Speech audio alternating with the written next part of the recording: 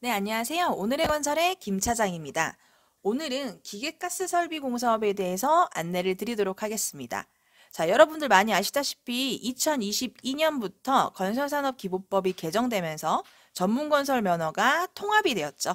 그래서 통합이 되면서 예전에 기계설비공사업 면허와 예전에 가스시설 시공업 면허 일종이 합쳐진 면허예요. 이건 기계가스설비공사업.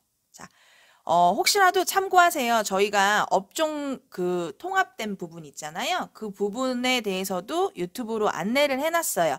저희 요 화면 오른쪽 상단에 보시면은 그 업종 통합에 대한 걸로 바로 연결되실 수 있으니까 그거는 요거 읽기 전에 어떻게 통합됐지 싶으시면 먼저 한번 듣고 오세요. 그러시면 좀 더 도움이 되실 거예요. 자, 앞서 말씀드렸다시피 우리가 기계설비공사업이랑 가스시설시공업 일종이 통합된 게 바로 현재의 기계가스설비공사업이죠. 자, 그럼 이렇게 생각하실 거예요.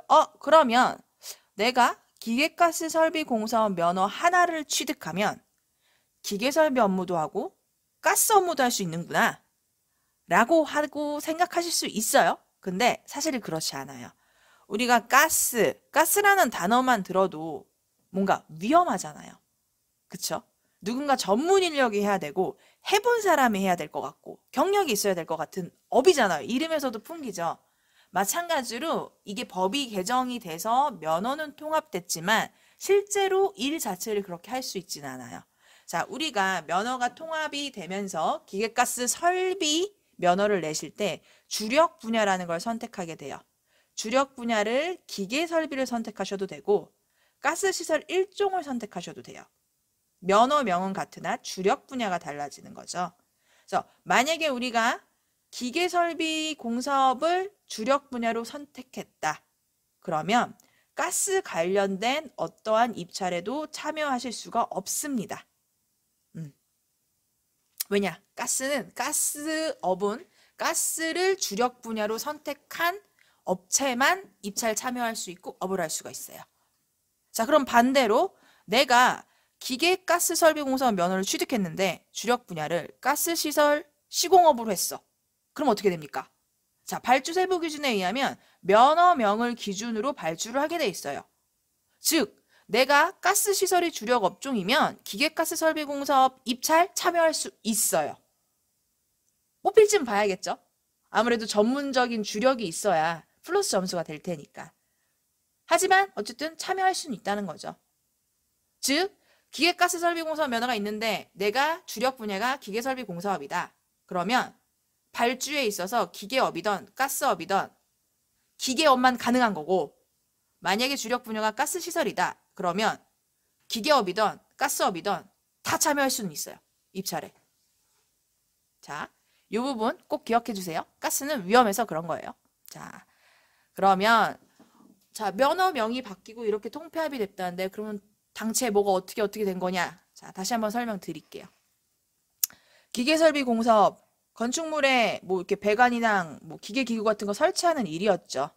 이 일을 하려면 이 기계설비 면허가 있으셨어야 됐고, 가스시설 공사업은 가스 쪽 관련된 요 일을 하려면 이 가스시설 공사업 면허가 있으셔야 됐고, 그런데 이제는 기계가스설비 공사업이라고 해서 주력 분야를 뭐로 할지를 선택하게 해요.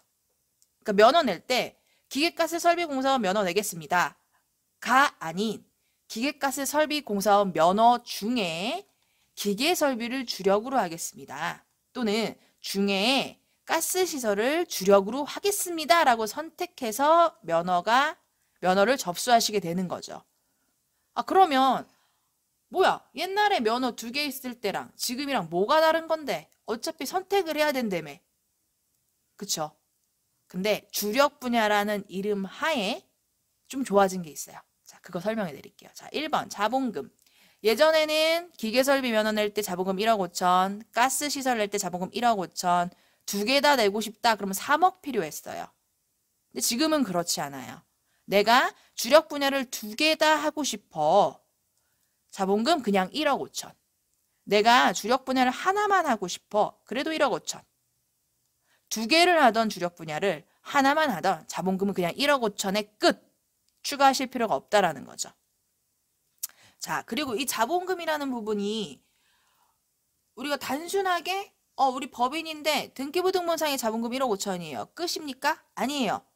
등기부등본상의 자본금도 맞아야 되고 실질 자본금이라고 해서 통장에 돈이 있어야 되는 경우들도 있고 다른 건설 면허가 있다면 건설업 자산이 있어야 되는 경우도 있고 재무제표도 봐야 되고 사실 봐야 될 게 되게 많아요.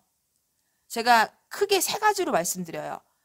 등기부등본상의 자본금, 실제로 통장에 돈이 있는지, 세 번째로 재무제표에 문제는 없는지 이런 것들이 다 검토가 되어서 문제가 없다라고 하면 기업진단보고서라는 게 나와요. 그래서 기업진단보고서를 제출을 해야만 여기가 자산이 있구나라고 인정이 되는 부분인 거죠. 그래서 이 부분은 현재 회사의 상태에 따라서 기업진단보고서가 적격하게 나오기 위해서 준비해야 될 내용이 다 너무 달라져요. 그러니까 저한테 저희 해솔로 연락 주시면은 제가 현재 회사의 상황에 맞춰서 좀 안내를 드려볼게요. 자, 그다음에 두 번째 공제조합. 자, 그러면 공제조합은 우리가 주력 분야를 기계설비공사업 했을 때 약 5천만 원의 금액을 예치하시게 돼요. 자, 그러면 두 개 다 주력 분야일 거야? 그러면 5천, 5천, 1억인가요? 아니에요. 이것도 그냥 5천. 주력을 두 개를 하시던 하나만 하시던 공제조합에 들어가는 것도 그냥 이 5천. 이게 통합되기 전과 달라진 점이죠. 옛날에는 각각 5천, 5천이었잖아요. 근데 지금은 그렇지 않아요. 그냥 5천만 내면 하나를 하던 두 개를 하던 다 하실 수 있습니다. 그리고 이 5천이라는 금액은 이게 기계설비 건설 공제조합이라는 곳에다 예치를 하시게 되는데 예치 금액은 언제 예치하시냐에 따라서 금액이 좀 달라질 수 있어요. 그래서 지금 현재는 5천이 좀 더 넘는 금액이고요. 앞으로도 이건 조금씩 바뀔 수 있어요. 그리고 이 공제조합에 예치된 금액 같은 경우는 2년 동안 아예 출금 불가능하시고 2년 이후에 융자 형태로 약 60%가량 출금 가능하신 거고요. 일반 출금은 전혀 안 되고요. 면허를 반납하셔야만 되는 거예요. 왜냐하면 이 돈 자체가 뭐냐면 건설업이 좀 위험한 사업이다 보니까 각종 계약이행 보증이라던가 하자 보증 이런 보증에 대비해서 보증금을 넣어놓는 거라고 생각하시면 돼요. 그러니까 우리가 이 사업하는 동안은 묶여있는 돈이다. 우리 사무실 보증금처럼 보증금이다. 이렇게 생각하시면 되고요. 그 보증금을 토대로 각종 보증을 받으실 수가 있는 거죠. 자, 그래서 이 공제조합을 통해서 돈을 집어넣고 보증 가능 금액 확인서라는 걸 받으셔야 되는 겁니다. 자, 그리고 세 번째 기술자. 기술자 같은 경우에는 자, 기계설비공사업이 기존에 2명만 있으면 됐고 가스는 3분이 있으셨어야 됐어요. 이 3분도 1호, 2호, 3호 있어서 각 호별로 1명 이상이 있어야 됐어요. 우리가 만약에 주력 분야를 기계설비 낼 거다. 네, 2인 있으시면 돼요. 가스를 주력 분야로 낼 거다. 3인 있으시면 돼요. 나는 주력 분야를 2개 다 할 거다. 그러면 총 4분이 있으시면 돼요. 자, 이 4분이라는 거는 중복으로 인정되는 사람이 1인이 있다라는 의미죠. 그래서 기계설비에 해당되는 자격증이 있는 사람과 가스설비에 해당되는 자격증이 겹쳐지는, 그러니까 가스기능사 같은 거. 아니면 또 용접기능사 같은 거. 이런 분들이 있으시면은 기계설비에도 해당되시거든요.